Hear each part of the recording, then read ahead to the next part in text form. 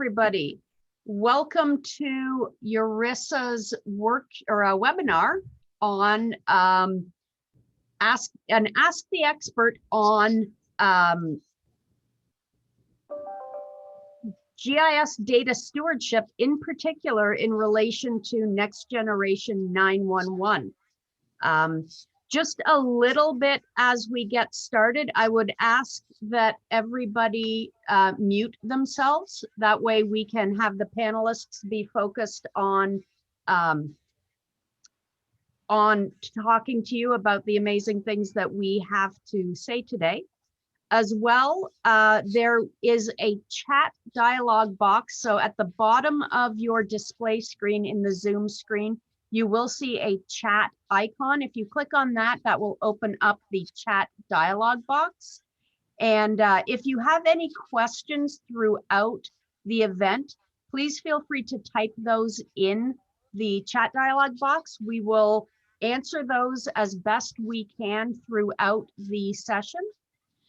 If we don't have an answer for you, we will try to find the answer and email the answer back out, but hopefully we should be all right with that. Also, just to note, we are recording this session today, so just to make you all aware of that. I would like to take a moment now and introduce myself. My name is Keri Brennan. I am the product manager for GIS content and services with GeoCom. I am also the URISA immediate past president and the sorry, just going to mute a few people. I'm the immediate past president of URISA. I am the board liaison for the NextGen 911 task force within URISA. I am also a committee member for a number of NINA committees and a NINA and URISA instructor. So that's a little bit about me. I'm going to introduce our panelists today. We have Cheryl Benjamin from Cheryl Benjamin Consulting, who is also the former GIS program manager for the New York State IT department. Cheryl is co-chair of a number of different work groups, including the NextGen 911 GIS data model, the GIS data model working group. We have Richard Kelly. Richard Kelly is the VP of Enterprise Geospatial Solutions with 911 Data Masters. They are a public safety solutions company. I have John Peabody with me as well. John is the GIS coordinator for Collier County, Florida's Sheriff's Department, and he'll be bringing a great local government perspective to our discussion. And also we have Deb Rozeboom, and Deb is also a product manager of GIS services with me at GeoCom. We actually work on the same team. Every person on this call as a panelist is an active member in NINA work groups. So we brought everybody together to just help have a conversation about the GIS data stewardship when it comes to Next Generation 911. There's a heavy lift that is occurring, and it's really important that we have good data stewardship, good data standards, as well as discussing what type of information is going to be needed as we transition into the next gen environment. So with that, the first thing that I want to do is point to Cheryl and ask, what is NINA and how does the organization get into developing GIS-based standards? Thanks, Keri. So NINA is the National Standard Setting Organization for 911. And folks who have been more involved in it than I've only actually gotten involved in it about 9-10 years ago when I was on a project and wanted to know more about how do we build GIS data sets for our state that would meet the NINA standards, and started learning a little bit about that. But it is a group that is all volunteer participants that have a goal to have interoperability of standards across the United States for next generation 911. And a large component of NextGen 911 is going to be GIS data. And so there are several working groups and committees that are actively building and updating GIS standards all across the country. And the group that is put together, typically they try to get a good mix of public and private sector participants. They also try to get a good mix of folks who are considered users of the software, producers of software, or just have a general interest in the whole process. They're also led by several of the folks that have to have kind of a leadership project management type of experience. And there's chairs and people who are responsible for editing the document and others taking the notes, so that if you can't make your weekly call, that others can quickly see what happened during that discussion through the note process. And the interesting thing with the GIS groups that we noticed, especially Richard Kelly and I, who's also on here, is when we co-chaired the site structure address points group several years back, there's a lot of folks in GIS across the country who really wanted to know more and participate and lend their experience. And we typically would have work group calls with 75 to 80 people on at once. So there's a lot of different folks across the community who've provided input into these standards. And when they're developed, people give contributions are reviewed, and it's all done through a consensus process. So you get the majority of folks agree with something, it's added in, and off they go. But actually getting us to a standard, there's a group that actually manages at the committee level what information should actually be worked on and which documents should be created or updated. But folks even out in the public sector can submit what they call an issue submission form and say, hey, I think you're missing this. Can you do something with this and provide guidance? And that'll go through the process, and a chart will be developed, a group will be spun up, and everyone in the NENA work group helps build it. All the other NENA communities help review it, and then it even goes out to public review. So if you're out there and you really have an interest, you might want to consider joining a NENA work group. You don't have to be a NENA member. You just have to have some kind of expertise. And if you're in GIS, you have GIS expertise. And you'll find it's a great opportunity to actually learn and share your experiences. And if you're GISP, that might be something that you want to join as well, because you can get GISP credits for that. Excellent. Thank you.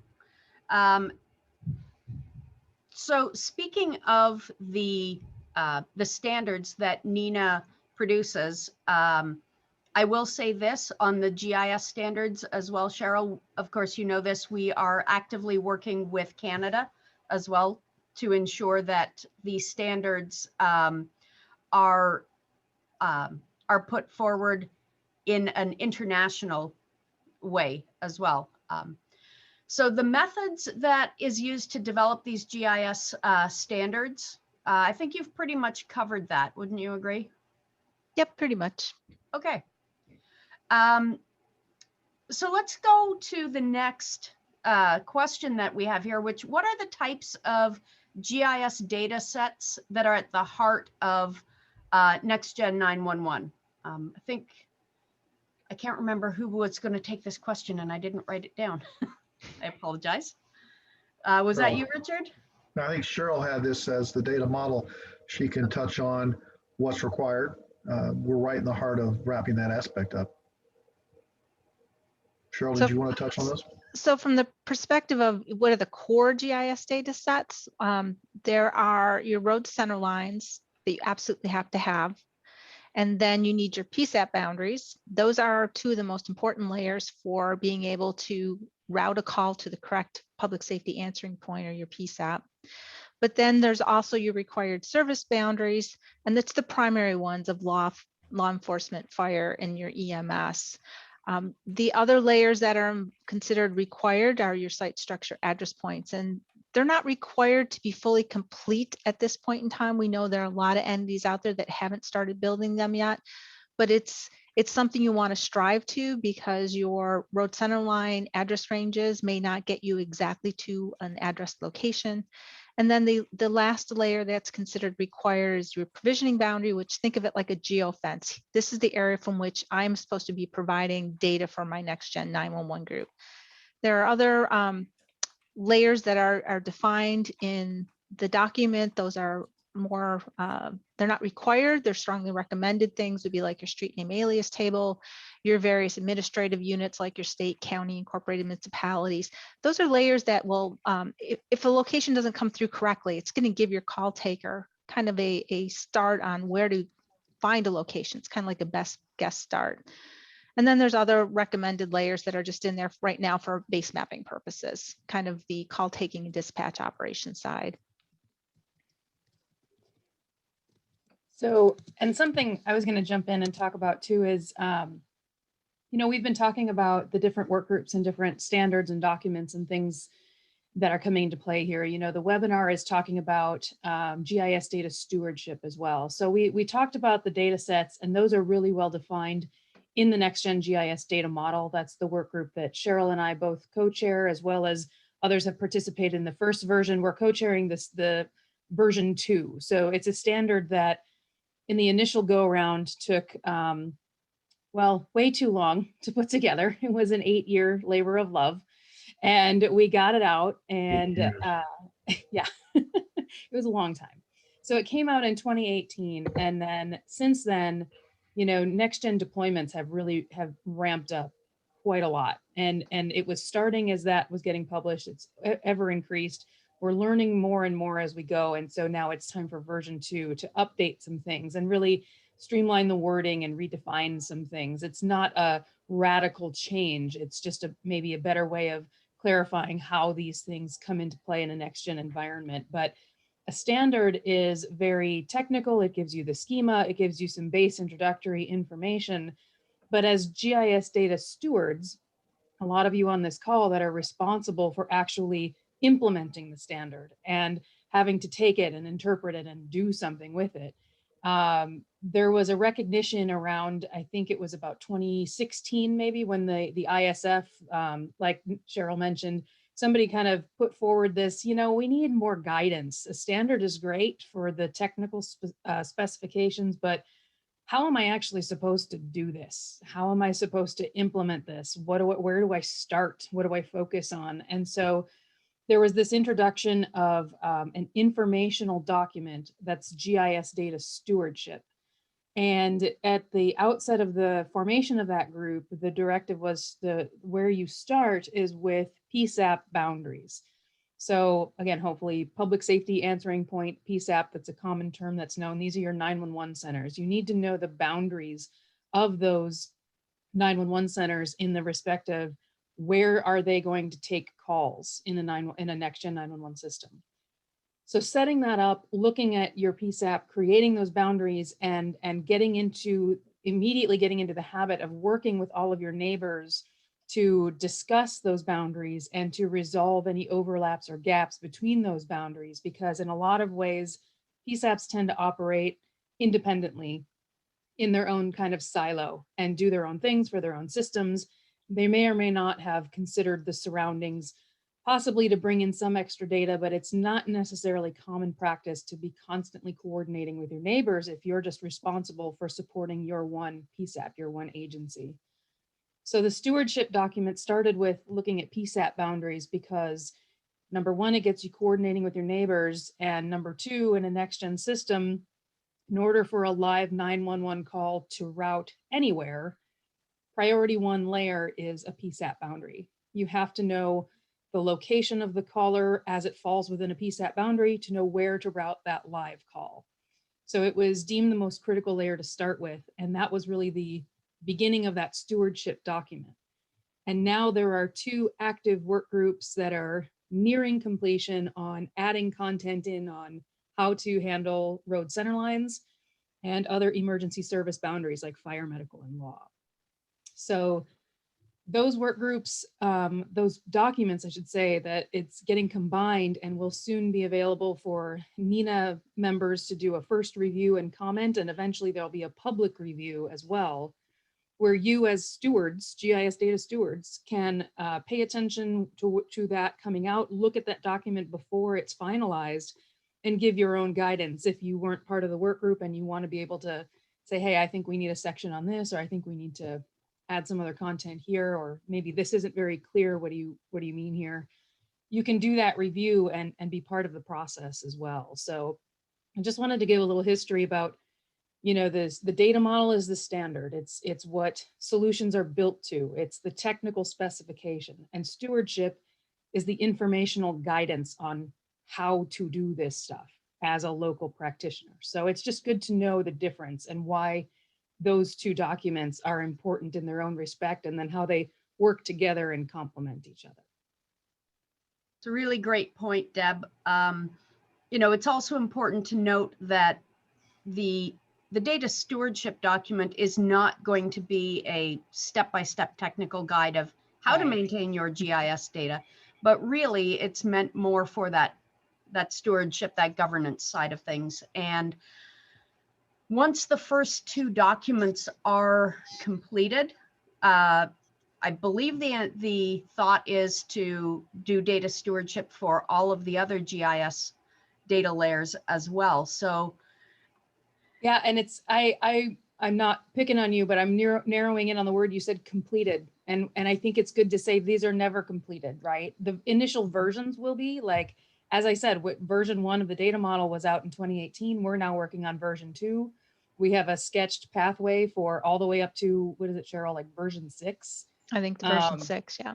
Yeah, and there'll be a 7 and an 8 and a 9 and a 10. And, you know, the next gen technology systems, these are evolving, ever changing, improving day by day. So that's not to say that one version to the next is a lightning change or a total pivot in one direction or another. That's the last thing we want to do to practitioners, is say, oh, do it this way, and then 2 years later, yeah, never mind, do it just totally different way. That's not the point. That there's not, it's just more of a natural evolution and growth in functionality and system capacity and interoperability, and all these things that make NextGen the way that technology is going, and the all the advantages that NextGen brings. So just to say that standards and informational documents may never be, they will never be complete except version by version by version. And so even if you haven't participated in the past in any of these work groups, as you start to get in the process, you may feel like you want to join that conversation and join the work groups and be part of that shaping of the evolving standard as well. Well, you have the implementation of the standards is where things that, you know, were built in the document all of a sudden don't function as we thought they were going to function, or do not That never function happens. I don't know what you're talking about. easily. And so those are the things that typically get reconsidered. Yeah. And even, you know, with a path forward, paths change all the time, priorities change all the time. Something may happen and it breaks something else. And that's why we try to get folks from not just the user side, but the developer side too, because they have guidelines and experience as they've gone through testing this, and are able to bring their technical knowledge to the table to help guide the conversation on a path that's achievable. Yeah, and I think I'm going to pick on alternatively both John and Richard too, to say that as local practitioners, John at the county level, and Richard, I know you have history with a regional level deployment and maintenance of these, stewardship of these data sets. I'm just curious what you guys think about, maybe where did you get involved, or what do you think about the participation in stewardship and data model? Has it helped you? How did it help you in your own local day-by-day practices? Well, John, you're in the hot seat right now. You've been working with that quite closely on behalf of the county, right? Yeah, so I mean, I got involved in NENA back in 2013. It was actually Cheryl who signed me up. I went to a NENA, not a seminar, basically one of their, they have a series of annual meetings. So I went to one of those, and I wanted to learn more about Next Generation 911. And so actually Richard was presenting that. I think it was Site Structure Address Point. They were just starting that group. Yeah. And so really that's how I got started with it. I wanted to learn more. I think for the first couple of months when we had our weekly calls, I didn't say anything. I just sat there and listened. And then eventually somebody said something that I either took objection to or wanted to add to. So I started to add my 10 cents in. And so that's really how I got started. And basically, it's been a tremendous learning experience for me. I feel much of what I know about NextGen 911 comes from listening and contributing to these work groups. Mhm. Yeah, and I know we're focusing a lot right now on the NINA work groups. This is a URISA webinar as well. I wanted to mention that URISA does have a very active work group as well. An important distinction, though, is that URISA is not a standards writing body. So we're looking to, I think the majority of the people that are on the URISA committee participate in NINA work groups as well, because as a URISA organization, we want to have our voice heard as well. So just a little something there. You know, one of the things that we have really talked about a lot in the deployment of NextGen GIS data layers has to do with data quality challenges. And John, how did your organization kind of work through some of those data quality challenges, at least initially? Because I know that data quality challenges tend to be similar to standards and informational documents. It's a continuing effort. So. Yeah, very much. I mean, data quality is, it's an ongoing process. And certainly for us, I got involved basically in GIS and 911 about 14 years ago. And basically it's a question of understanding the role that GIS plays within the 911 world. And that's changed tremendously since I started. Before it was basically about map display and things like that. And now GIS is going to be the core of how NextGen works. And this is all built around the fact that, you know, most of the calls that the PSAPs get now are wireless based. And so they come basically with a lat long. Previously, we were based on landlines and addresses. And that model is diminishing. Certainly in our center, about 82% of the calls are wireless. So we're shifting now to very much a spatial type system, and you have to understand how that works. And it's a couple of different things. It's about your street center lines and your address points, but then also these boundaries that Cheryl and has referred to, and as Deb, and understanding the process of developing those and then maintaining them. And we also support the dispatch systems and a variety of other GIS functions. I should add that basically in my role, I work exclusively for public safety and 911. I know a lot of the GIS folks out there are more generally county-based, and they have other roles, land management, development, those kinds of things. And I think I would say, and I talk to those folks obviously within our county. Collier County has those kinds of folks, and they provide us with a lot of data. And so we coordinate a great deal with those folks to get them to kind of understand what we need in the 911 world and the kind of feedback that we can give to them. We work very closely with our addressing authorities. I don't actually get involved in that. They provide us the data, but we very often act as an error checking process for them. We get thousands of calls a month, basically. And so if our data is not correct, we feed it back to them and say, hey, these are some issues that we found. So I would say it's about developing those workflows. I mean, that is a huge part of what we do. And it's a dynamic process. We're constantly reevaluating those as circumstances change. You bring up a really good point, John, about communication is key, or, you know, data governance, if you will. There are, in any situation, there's going to be, I call it the kind of the three pillars of public safety GIS. There's going to be the addressing authority, the GIS authority, and then the PSAP authority. And all three groups really need to work closely together to ensure that the workflows are going to be correct, that if there are issues that they can be resolved, or if there is anything that that can't be resolved, then that communication the feedback loop is closed as well.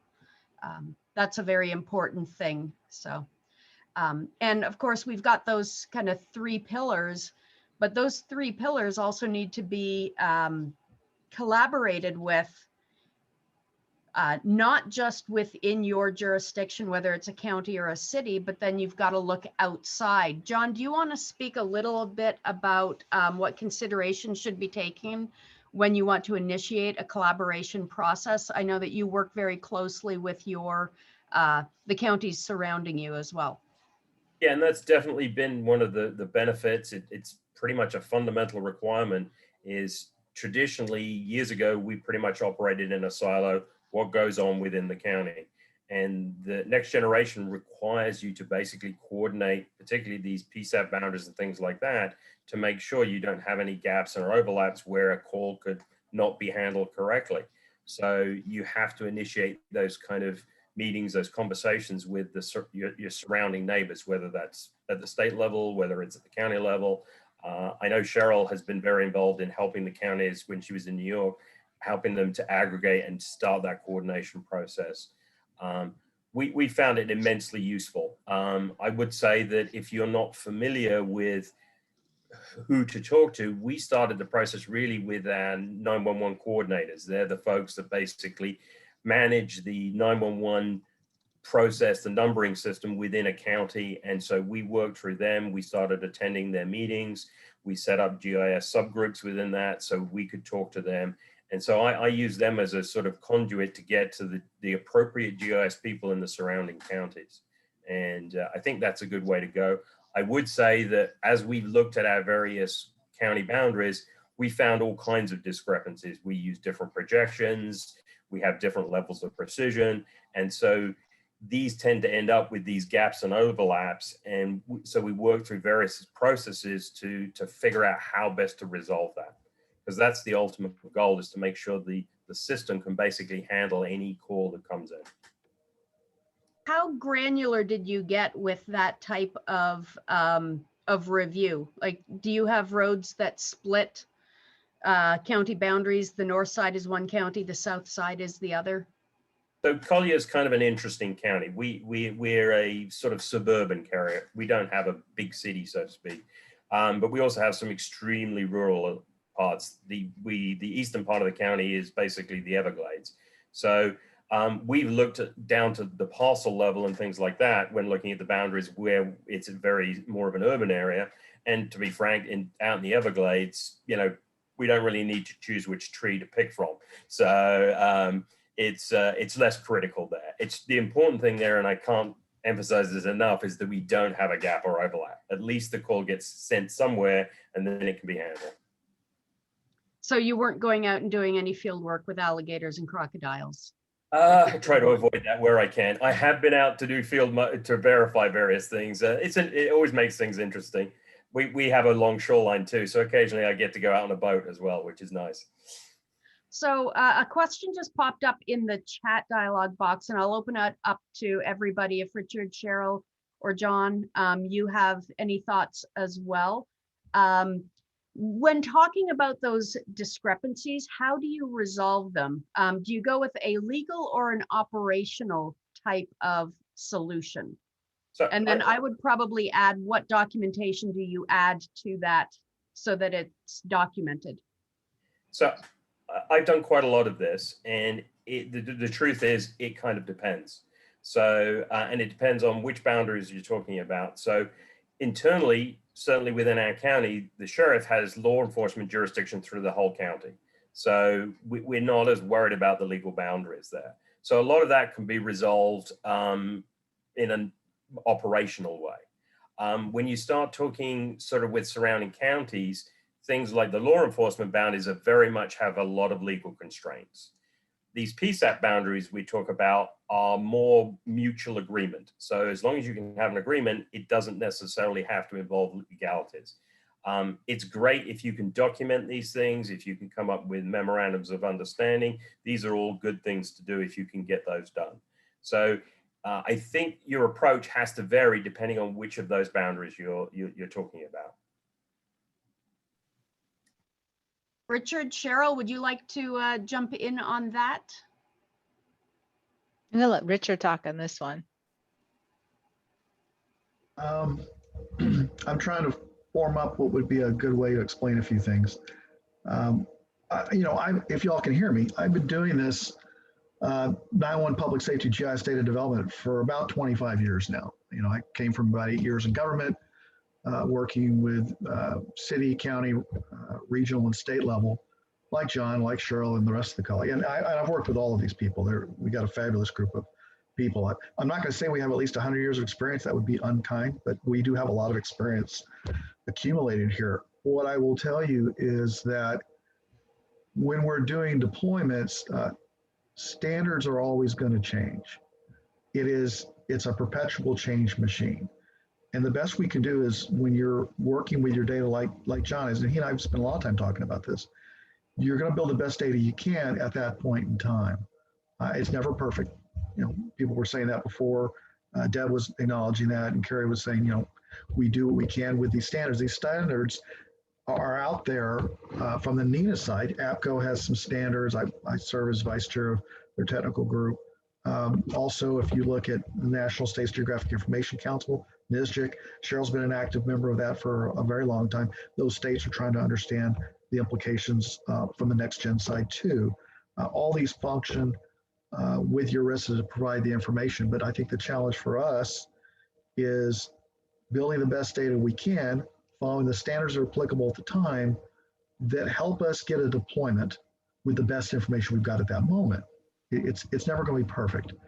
I have found that the deployments I've worked with, chunks, swaths of Canada, entire states here in the US, counties, cities. It's always the same thing. How good is the data you have? Is it complete? Is it fairly timely? And what's your turnover like? How are you going to maintain this perpetual wood chipper for humans of getting data built?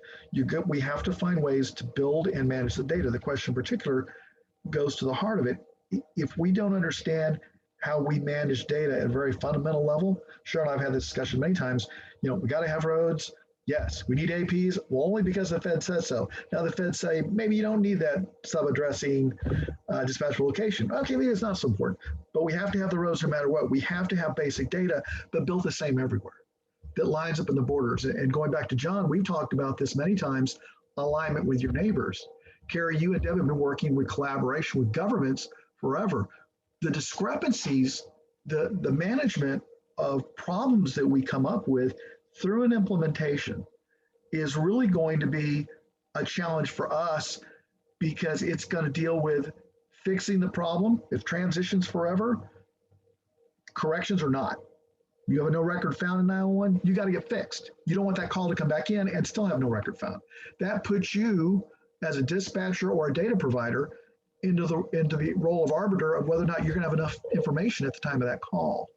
So all of you on the call that are building GIS data or a part of that program, you have to understand that when you build that data and provide it, NINA, for example, recommends that corrections be tackled within 3 working days, 3 business days, 3. Now, most of us who came up in the GIS world, Keri, Deb, certainly you guys know this from the private sector side. Yeah, we're going to get to you as soon as we have it. Week, 2 weeks, government. It depends. I mean, if somebody's out for a 2-week trip in Hawaii, they may not get to it until they get back, and they're going to have a lot of other parties when they get back. So that 3-day turnaround time, and I'd ask Keri and some of the rest of the team to talk about this, how do we prepare to do those corrections in as quick a turnaround time as we can, given the realities of governance limitations on staffing, resources, what do we do with that? And the best I can say is you build the best data you can, build it operationally, a notification system, a way you're notified when there's problems of data that you'll have to investigate.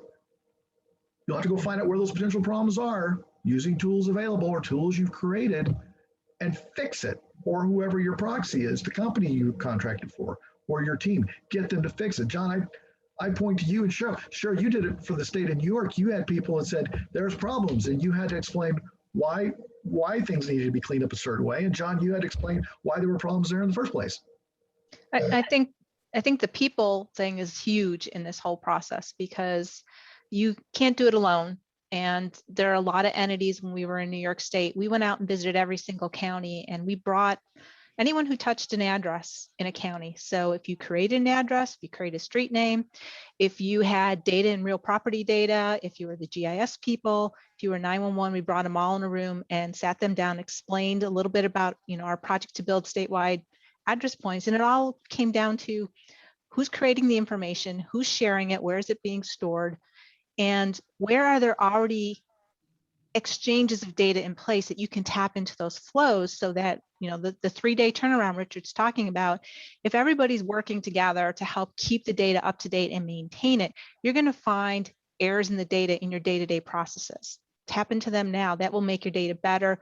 If there is an error in the future, it'll probably be you come back from your vacation, you won't have a whole pile of things to correct because you've been keeping it up to date all along. The one thing I learned, because I was GIS side and I was new to the 911 side when we started our project, was if you're in GIS and you've never been to a 911 center, go take a tour, go call that 911 director, go sit next to a dispatcher for an hour. John probably has some great stories of stuff like that. And you will be amazed at what they have to do and why it's so important that that data be complete and accurate and up to date. And if you're on the 911 side and you haven't really sat down and talked to the GIS people to find out how they can help you, they're really a great resource, and they may have things that you were unaware that they had. It's all about getting together and talking. Well, and I think something we've touched on in a couple different ways and can never be overstated or stated too many times is the need for documentation around all of this. Is like the collaboration you're talking about, Cheryl, and we've, John, Richard, we've all touched on it, but it's something that I do tend to harp on in any chance I get, a webinar, presentation, whatever, is there's a lot of aspects, there's a lot of roles and responsibilities that come in with the maintenance of this data. And you folks on the call will, if you're playing an active role in that, the best thing that you can do is have those conversations and document what the workflow and operating procedures, your SOP, is going to be. And that includes identifying roles and responsibilities of people, including a primary role and a backup role. Richard talks about the 3-day turnaround on resolving a discrepancy in a 2-week Hawaiian vacation, which I would love right now, by the way, but you want to know who's your backup. You really can't let these things languish for weeks at a time, because once you get back from that lovely vacation, it's not like it may not be the first thing on your list to tackle. Someone has to be able to step in and follow an easy workflow or process document to be able to conduct those changes that need to take place so that the 911 system isn't negatively impacted for any period of time. And not only documenting it, but having it in a common location, easily known, easily accessed, easily obtainable for anyone that needs to know it. I can't tell you the number of places I've gone into, and not only it's either nobody has documentation, or they think, oh yeah, I've got something written down on like some Post-its over here, or I've got some papers on my C drive, but your computer shut down when you're gone. So other people don't have access necessarily to your C drive. So you have to think about the need for documentation. It may not be exciting, but it is necessary, and it will help to ensure that your operations are smooth and consistent and accurate, and that nothing goes haywire if you either go on vacation or win the lottery, go away. Staff changeover is a real thing. You have to be you have to plan for it. You have to understand, and not just you as a GIS person, but the 911 folks that rely on you and your position and your duties to get done. Everybody needs to know what the expectations are, what the processes are, and where that documentation is saved. So again, it's not exciting stuff, but it is vital and necessary to have the conversations, to document the processes, roles, responsibilities, workflows, all of it, and make it very readily available to all that need to participate. Yeah, Deb, you bring up a really good point about, continuity. It's also important to note that if the GIS person in your jurisdiction is I'll say a part-time GIS person, they might do land records and other things. They also need to understand the impetus of how quickly data needs to get updated. There are communities that, oh yeah, I send an updated address file to 911 once a year, and that's just not going to cut it anymore. I do see that we've got a question from Rachel wanting to know, how do you maintain continuity of local jurisdiction, basically city county knowledge and collaboration? I think we spoke a fair bit about that, but if anybody wants to jump in on that, and then Richard is going to speak a little bit about the legal and operational concerns versus the technical concerns as well. So. I was going to add basically that I found myself as a GIS person having to facilitate conversations between the various responding agencies, particularly when we come to discussing boundaries, to the point where we had ongoing issues on the boundary between the city of Naples and Collier County over shared intersections. And so it was a question of bringing these folks together, identifying obviously the right folks to bring together, bring them together, explaining the problem to them, and then having them tell me how to resolve it by basically drawing the boundary. And that process seems to work pretty well. We did, to touch on Deb's point, we documented that. We had a document that explained the issues, showed literally every intersection that was a problem, and then basically documented the solution and shared that out with everybody. And that basically forms, for 911 purposes, the boundary between the two. And I would state that that is not the same thing as the city-county boundary. They are different. So it's not an official boundary, it's just what we use operationally. Richard, would you like to jump in and speak a little bit about the legal and operational concerns versus technical? Yeah, without trying to get preachy, and I'm not sure who all's on the call, but I would tell anybody the same thing. We have some significant challenges, all of us on the panel, that we contend with as much as we can with the local governments and public servants we work with on a daily basis. One of those things is that as Cheryl and others mentioned, 911 does not work without sufficiently fleshed out GIS data. In other words, is it the right format? Does it have the right content? 911 does not operate in the future without good GIS data, period, in the story. Because the legacy that we've all been operating on, those of us on the call, your parents, probably your grandparents, have depended upon decades of technology that is now antiquated, needs to be replaced, and is going to be replaced by the new technique and technologies involved with using GIS data, geospatial data, to determine it, as was described earlier by Deb very well, how to route the calls, how to determine the responders, how to transfer calls. All of that's going to go through this new world of spatial data. That goes back to the phrase I was taught back in high school, I won't tell you how long ago, garbage in, garbage out. For those of us who've ever had a GIS class, you probably heard GIGO before. The same goes with 911, except it has much more significant repercussions. When we start talking about the responsibility of that, I'm going to go to something that was being said by Keri.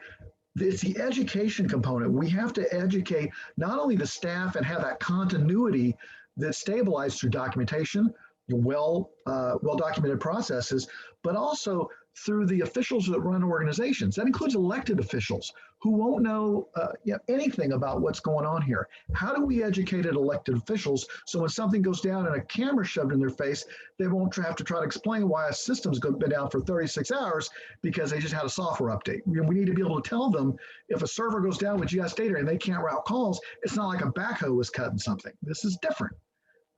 So educating elected officials and educating the public. I would bet that outside of the people on this call, in the state or definitely the county you work within, there may be less than a handful of people who understand what's happening to the 911 system as we know it and have lived under for decades. And all of you who have anything to do with building and managing the GIS data or working with any of us on the phone, you know it's going to be a challenge. We've seen, unfortunately, court scenes where dispatchers have been called to court to testify on what they saw, what was happening, what was going on. Well, in the NextGen world, we talk about one side with NextGen about delivering the call, But NextGen also opens a door of opportunity to deliver other kinds of media and information. That's the whole point of an IP network, is to deliver something else rather than analog signaling, the typical text information that we're used to that would display on an I1 center screen. So with that comes responsibility for dispatchers to not only see what appears on their screen, but to interpret it. Maybe get to simultaneously look at the live feed and maybe get more than one sense of where that location is. They may get location from where the call was routed off of. They may get location from another ancillary additional data repository, something that comes up and shows them, hey, here's the location that comes from this proprietary service. You've seen these things you log into online to track kids or to know where you are from your OnStar system. So you may have 2 or 3 different opportunities to find someone who's lost in the woods, but you make the decision. You do. What is your decision? Are you going to be called to court with it? So it's not just enough to know, I'm going to build the NextGen GIS data and go home, and I've already filed my vacation request. I'm clear. It's not on me. It is. And if we don't get the data resolved, and if we don't teach the PSAP staff how to properly understand what's on screen, if we don't understand, we're working on 3D GIS right now in NINA. We're trying to come up with a guidance document on how to look at things obliquely and with depth perspective within a building, within a suite in a building, within a seat in a cube in a suite in a building. How are you as a call taker, or you as an elected official, or you as a program manager going to contend with what I would call as an underdeveloped technology landscape? We have all the cool stuff, all the toys, all the bells and whistles on the outside of 911. We don't on the inside. And so when the expectation that stuff gets delivered, are we going and getting PhDs to man dispatch consoles? No. Probably not paying top dollar, probably doing 6 figures for dispatchers. Nothing wrong with that, but you're going to have to provide for the people who have to have a foundational education. They have to understand what they're doing, and they have to understand the gravity of decisions they're making in real time based on the data you're providing. And that's my soapbox pitch for the day. And that was an excellent soapbox pitch. And that kind of wraps up the reason why we as URISA are continuing to have these conversations. We want to ensure that we are educating as many people as possible on the criticality of all of the data stewardship, data creation, the new technologies that are coming down the pipeline. You're absolutely right in that 3D is going to be the next wave of our next generation environment. So Dan Miller did say that you are correct, Richard, that in the state of Washington, they often have to educate county 911 coordinators about the importance of GIS data. And that's true. I think very often GIS is, I don't want to say an afterthought, but oh yeah, we've got a GIS department, we've got a GIS group, we're good on data. And that is not the case. As GIS professionals, it's important that you are at the table when these conversations are happening, that you're going to the PSAP, you're talking with the PSAP director, that they understand the importance of GIS in the whole process as well. Well, and I think it's important too to think about it from a GIS practitioner perspective. And if you are being asked to support a 911 center, like Cheryl mentioned, one of the best things that you can do is sit down and do a dispatcher ride along where you are actually patched in on the headset with the call taker or the dispatcher, and to understand those also maybe different roles in a 911 center. You can have the wide variety and volume of multitasking that dispatchers and call takers have to do every minute of every day is mind-boggling. And you don't really get an appreciation for it until you're sitting next to them. And you could don't just do this once, you should do it multiple times, because you may be on a call where, the dispatcher is getting a lot of, I don't know, boring calls of like, I can't find my car. Was it towed? Where do I go? Cat up a tree, whatever, those types of calls. But then there'll be the ones where that could impact your day, your life, in you sitting along and listening to the degree of distress and emergency going on if somebody's calling with a health concern, a heart attack, a loved one in distress, a missing child, a abduction, something, you know, there's so much you could potentially hear, and understanding that, like you talk about these things, you experience these things, and then you have to know the tools available and how your data that you maintain fits into that. I think GIS people on the whole, when you go to college and you study these things, take your classes, I know myself and so many other people I talk to maybe went at it with almost like a natural resources slant, right? You're gonna study trees, animals, populations, land use, you know, aerial imagery, that kind of thing. I never thought when I was studying GIS data that I would end up in a kind of a niche field of GIS for public safety and the criticality of that data in those systems, and how if you get things wrong, it can have a drastic effect. And I don't say this to scare you, or maybe just to scare you just enough so that you understand that their life and death decisions can be made on this data. Getting things right or wrong can have a big impact on a successful or unsuccessful outcome of a 911 call.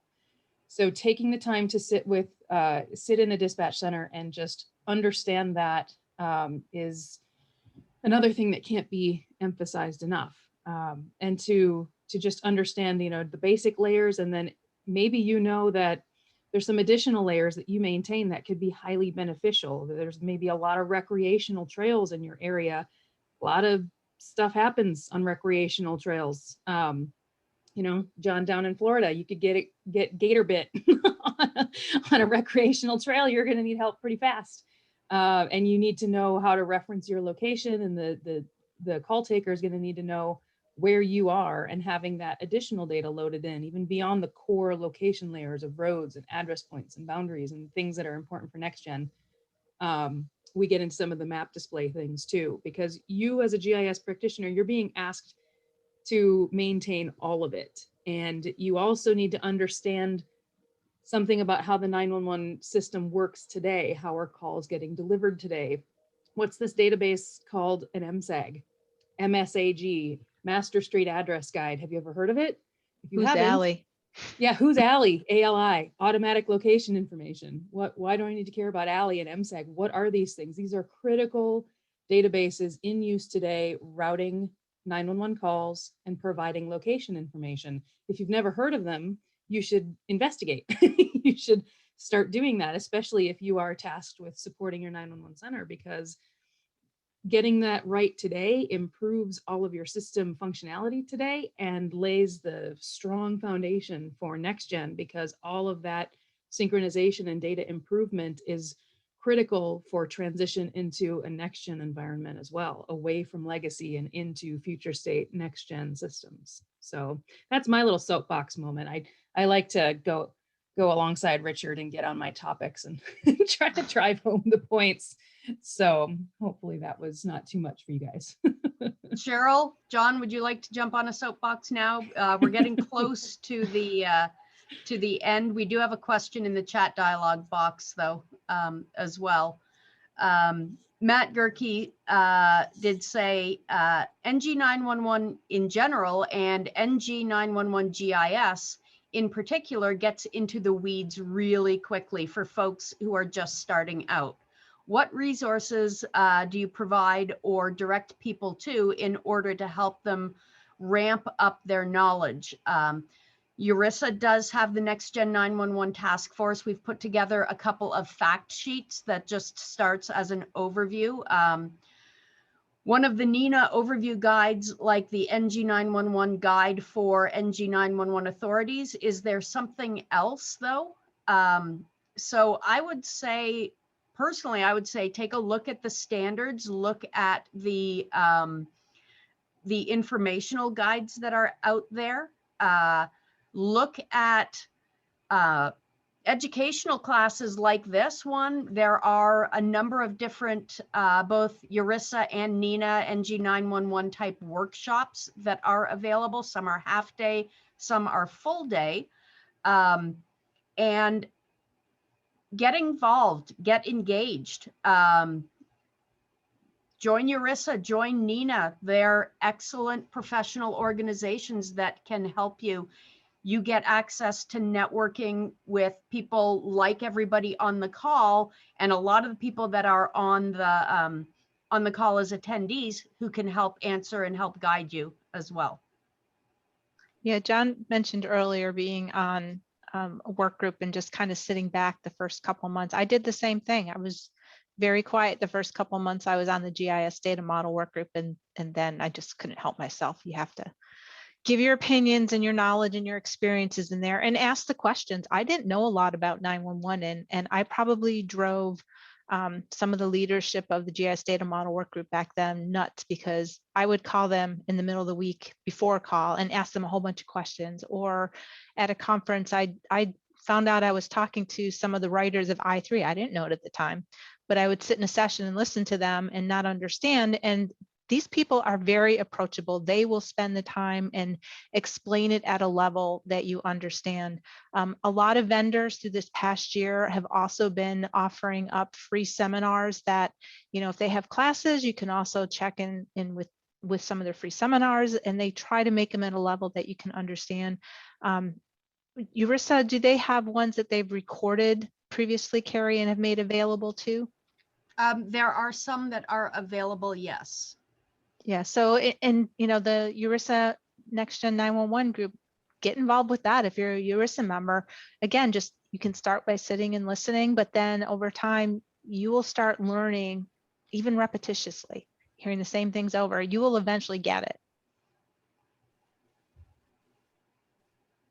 Absolutely. Also, from URISA's standpoint, we will be offering the NextGen 911 and the GIS workflow 4-hour workshop virtually in the next, I'd say 3 or 4 months, which would be a great opportunity as well. And Richard just made a comment in the chat as well, saying that we need more basic education for both the public and elected officials regarding what is taking place in 911 technology now and in the future.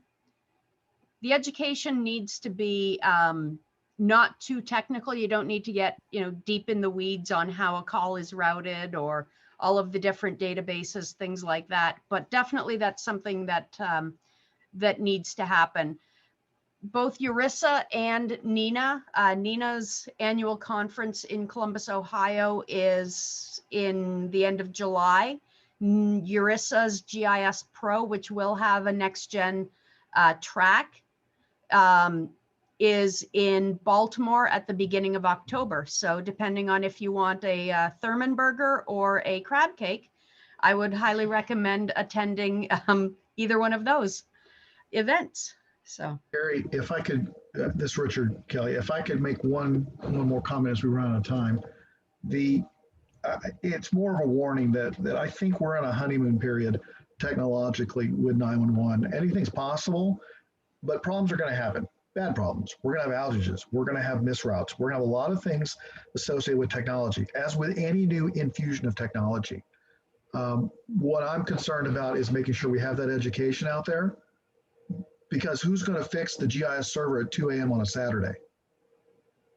Who can spell GSI? I mean, that's going to be our challenge in this industry forever. So keep all of that in mind. yep, you are absolutely correct. And with that, we are at the top of the hour. Do any of our panelists have any final comments you would like to make at this time? Just get involved, ask questions. Absolutely. Yeah, absolutely. That's an education. Educate yourself. Keep coming to these webinars. Keep reading up on documentation. Get a really firm grasp of what's required of you, and then document what you're doing with it all. I would just echo what Deb said. Get to know some of your local dispatchers and your 911 folks. Yeah, I can't stress that enough. That is such a great opportunity. I've had the opportunity to do it a couple of times, and I have come to the conclusion that I'm much better sitting behind this desk doing GIS than I am taking 911 calls. But our frontline telecommunicators truly are heroes. So with that, I thank our panelists. I thank URISA for hosting this. And if you have any questions, again, please feel free to reach out to any of us. Get involved, get engaged, and thank you very much. Thanks, everybody. Thank you.